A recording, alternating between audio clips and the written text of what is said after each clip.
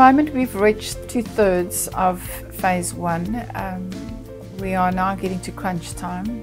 The outside gardens, we're planning to do some paving there so the grass will go, and that will become more interactive space again for our staff to have also informal meetings and even have a cup of coffee with a visitor.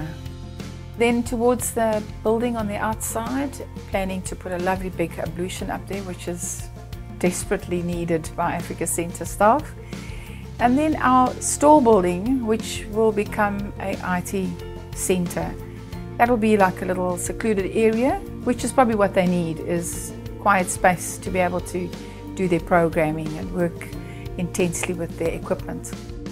What we're doing now as well with the lighting, we're bringing in new technology, we're bringing in new LED lighting, and we're going to bring in also occupancy sensors and daylight control. And daylight control basically means so if it's sunny outside, you know, the lights dim by themselves, and if someone walks out of the space, the lights go off.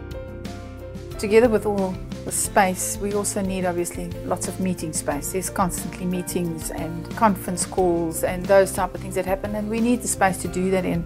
So the main centre of the building at the moment being our Izibu meeting space will become a very interactive space for people to have informal discussions and meetings.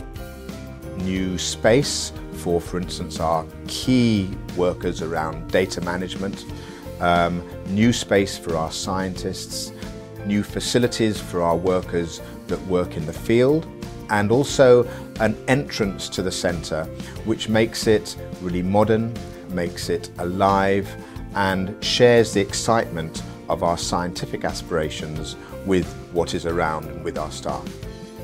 This garden just now needs to be trimmed up and given a little bit of pruning. It's a bit like us cutting our own hair. You can become all shaggy and bearded, but that's really what this garden now needs, is a little bit of tender loving care and a little bit of what we call in the gardening world detailing.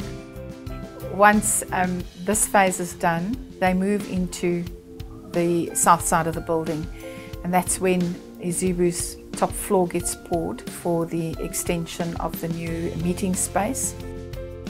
The ablution will then be finished off towards the second phase, and then all the internal things get done, like the meeting rooms are being installed in the old reception now, and then the staircase is moved into pod 2, which will then be the up and down area for the scientific staff.